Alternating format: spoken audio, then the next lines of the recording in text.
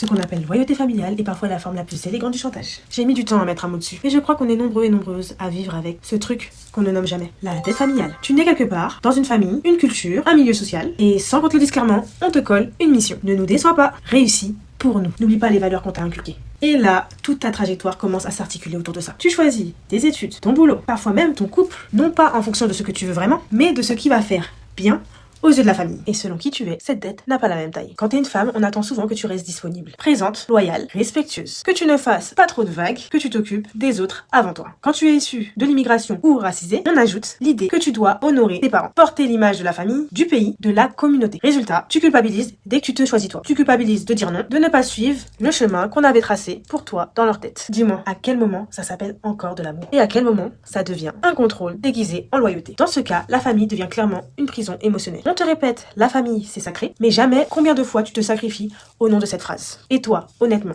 si tu enlèves cette culpabilité et cette peur de décevoir, est-ce que tu aurais la même vie que celle que tu es en train de vivre là maintenant?